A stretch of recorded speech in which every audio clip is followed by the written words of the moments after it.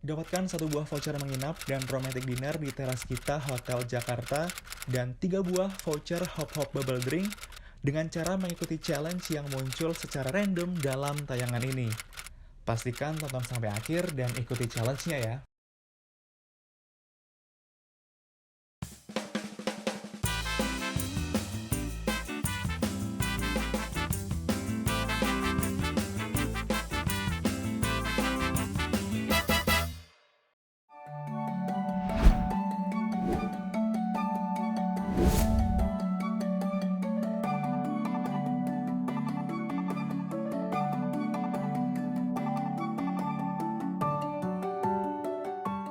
Halo Sobat 7, saya Kay Safore, relationship coach dan founder dari kelascinta.com.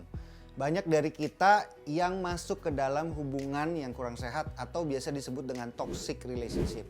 Nah, saya akan bahas secara tuntas mengenai toxic relationship di program digital Sabtu Me Time Trans 7 edisi spesial Valentine.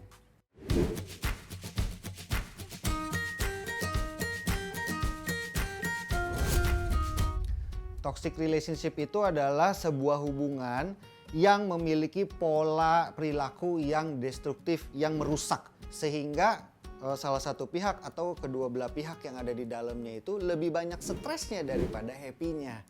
Ya.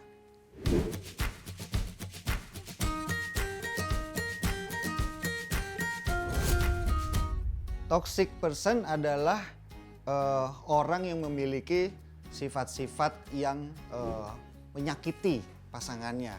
Kalau toxic relationship yang tadi berarti hubungan yang bikin orang di dalamnya jadi nggak happy. Ini saling connect ini saling beririsan.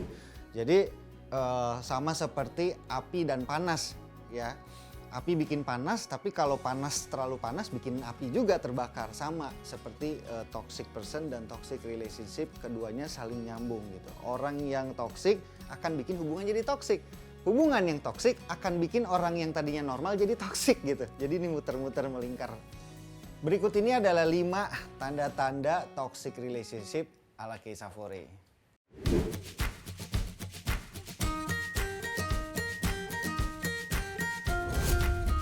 Nomor 1, sering banget berantem atau konflik atau ribut ya. Kata kuncinya ada di sering banget.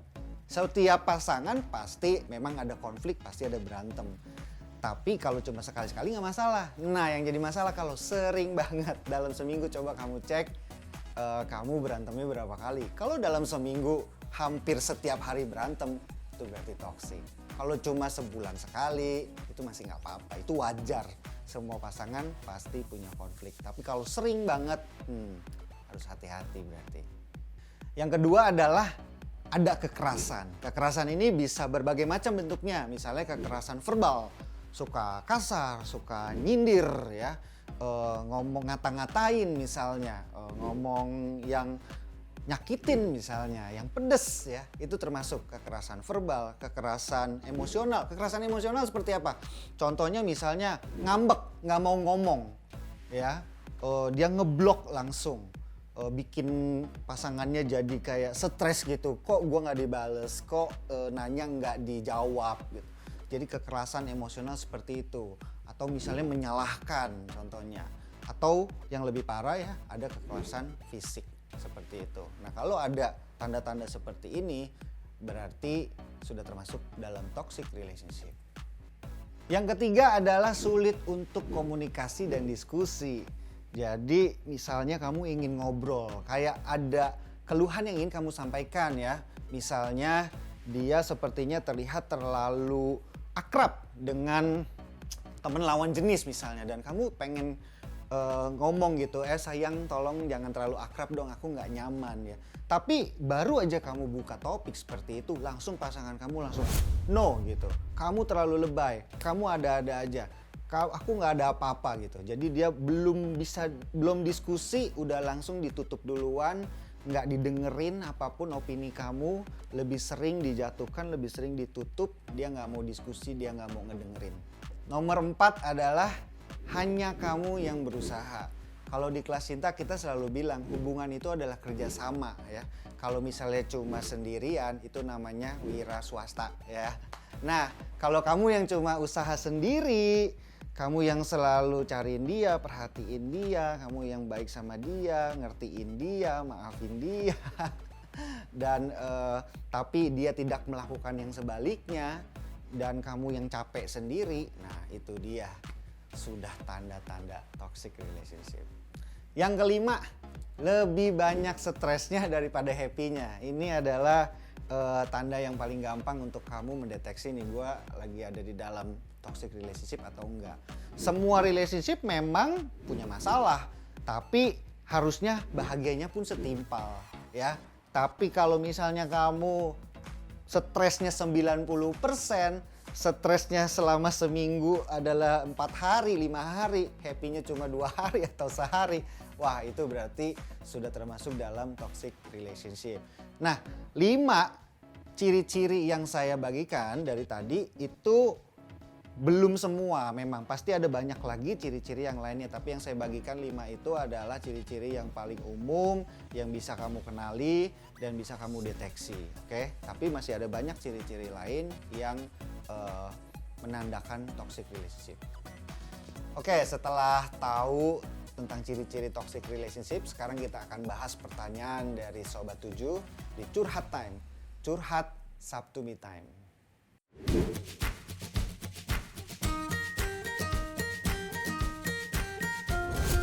Pacar aku tuh suka banget ngatur-ngatur aku. Aku tuh udah gak nyaman banget sebenarnya.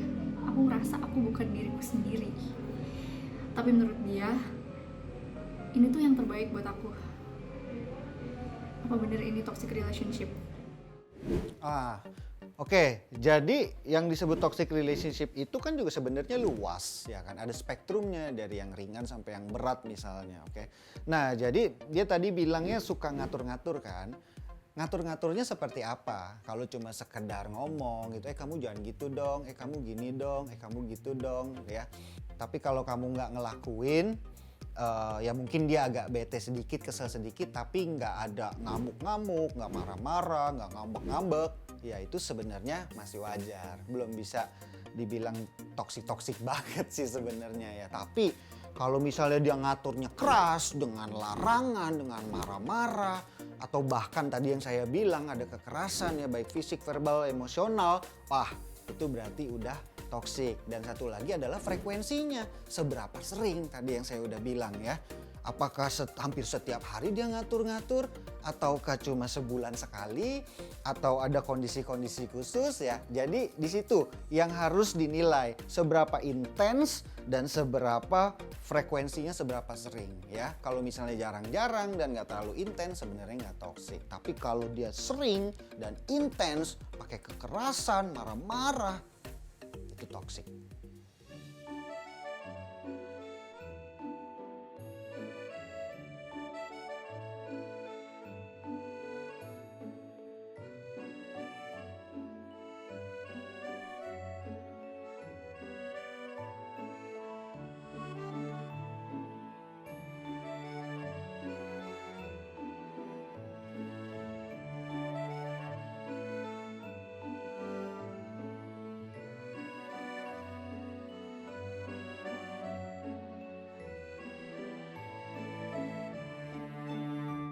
Oke, berikutnya saya akan kasih tahu 5 tanda toxic person ala Kay Safori.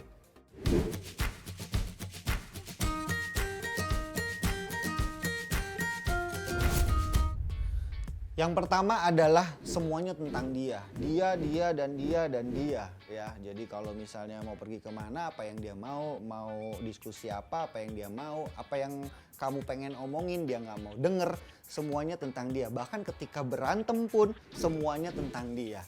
Ya, kayak kamu nggak dengerin aku, kamu nggak ngertiin aku, harus aku maunya gini gitu. Jadi semua tentang dia, dan dia, dan dia, dan dia. Ini adalah salah satu ciri toxic person. Yang kedua adalah menyalahkan, atau dengan istilah kerennya yang sekarang lagi populer adalah gaslighting. Gaslighting adalah mengambil suatu situasi dan lalu menyalahkan orang tersebut ya. Jadi contohnya misalnya padahal dia yang salah tapi dia nyalahin kamu gitu kan, kayak aku begini gara-gara kamu gitu. Soalnya kamu melakukan ini dan itu akibatnya aku sekarang jadi begini ya. Jadi dia selalu menyalahkan kamu. Apapun salahnya dia, itu gara-gara kamu sih yang bikin dia jadi begitu gitu. Contohnya adalah seperti itu. Jadi pokoknya ujung-ujungnya kamu yang salah deh gitu ya. Itu adalah salah satu ciri lagi toxic person.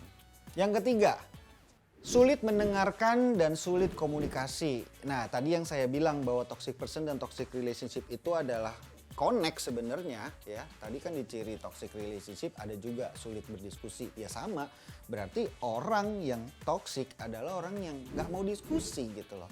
Pasangannya mau ngobrol sama dia langsung cut ya. Atau pasangannya mau ngobrol, mau diskusi, mau bilang, mengeluarkan unek-uneknya gitu, dia langsung sorry deh gitu, besok aja, aku lagi nggak mau bahas begini, udah jangan bahas begini gitu. Jadi ketika ada konflik, ada masalah, ada ketidakpuasan, ada ketidakbahagiaan, ketika pasangannya mau ngomong sama dia, mau komplain sama dia nggak mau dengerin, dia nggak mau ngertiin, dia langsung shutdown, dia langsung block, dia bilang udah nggak mau dibahas, udah nggak perlu dibahas, kayak gitu aja, udah nggak usah gitu. Itu adalah contoh orang yang toksik. Yang keempat adalah nggak mau usaha. Ya, ingat yang tadi saya bilang kalau kamu kerja sendiri artinya wira swasta ya. Ya ini karena pasangan kamu si orang yang toksik ini nggak mau usaha. Dia senang mendapat perlakuan baik dari kamu, dia senang di ngertiin kamu, dia senang dibaikin sama kamu, tapi dia nggak mau melakukan sebaliknya. Dia nggak mau mengeluarkan usaha karena dia pengen fokus dari relationship ini adalah dirinya sendiri.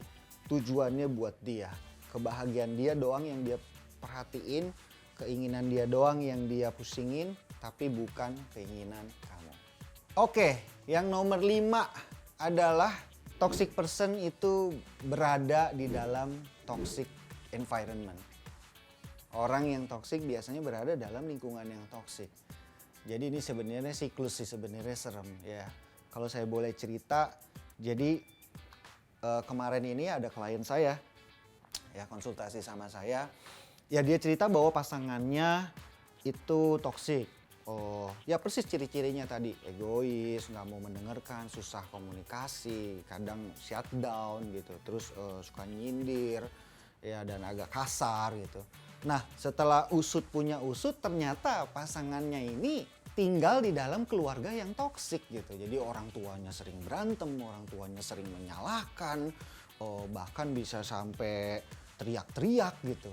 Jadi ngerti nggak? Jadi karena dia tinggal di dalam keluarga yang toksik, akibatnya dia menularkan itu ke dalam hubungan yang toksik gitu.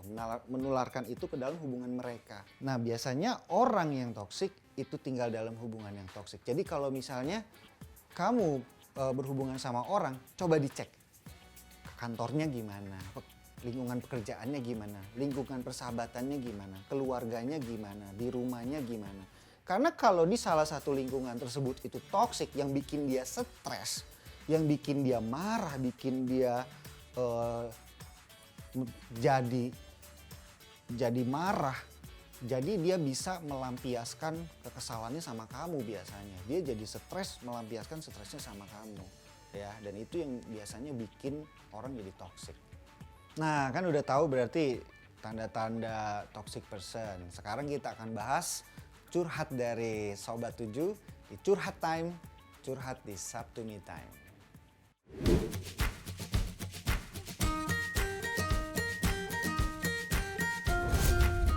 Dia itu selalu nolak kalau aku minta buat posting foto kita berdua di akun media sosialnya.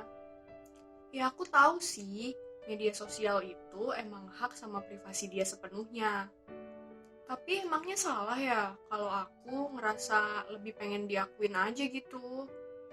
Apa aku termasuk toxic person?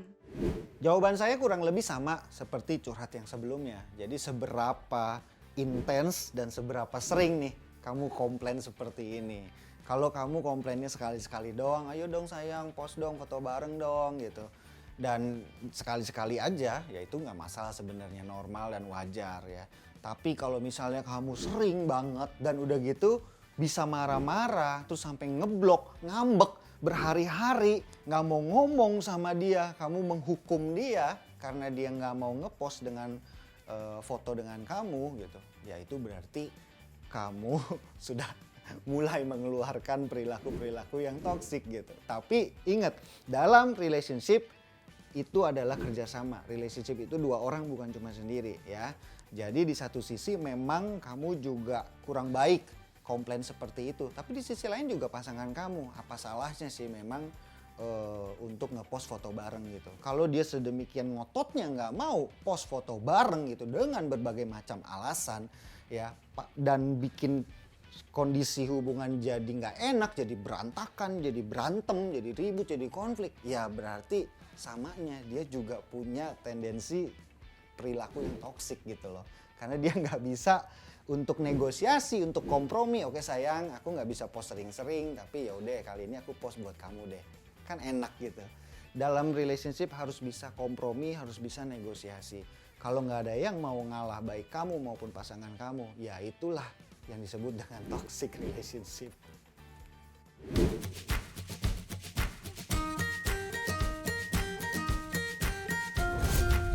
Dampak terburuk dari menjalani toxic relationship adalah kalau misalnya emang yang udah bener-bener bikin stres, ya itu akan kebawa ke aspek-aspek kehidupan yang lainnya gitu.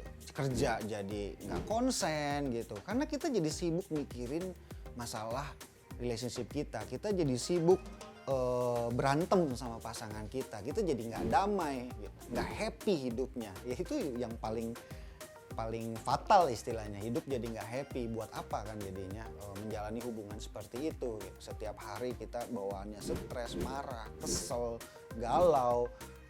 Bahkan banyak juga yang sampai depresi karena tinggal di dalam hubungan yang kurang baik, tinggal di dalam hubungan yang toksik.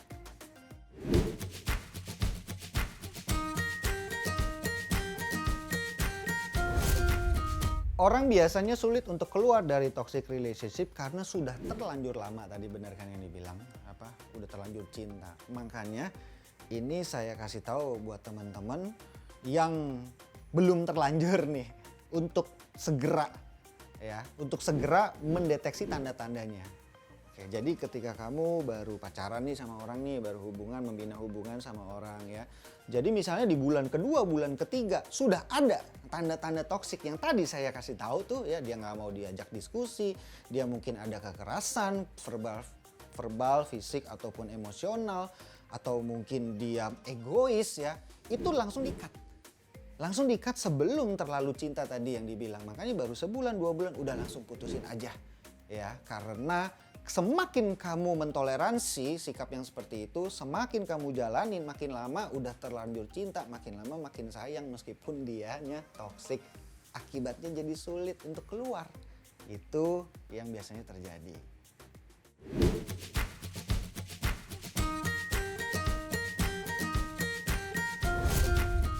Sangat setuju, justru itu adalah salah satu ajaran utama di kelascinta.com. Kalau kita sayang sama diri sendiri, cinta sama diri sendiri, kita bikin diri kita bahagia dulu, ya benar-benar happy, kita akan jadi mudah untuk mendeteksi seseorang yang toksik. Ya, karena kita lagi happy nih, coba bayangin kamu lagi happy dalam menjalani hidup kamu punya banyak teman, pergaulan, kamu juga berprestasi di pekerjaan ya, punya hobi ya, enjoy banget deh, terus ada banyak gebetan-gebetan juga yang naksir sama kamu, happy banget, seru banget ya.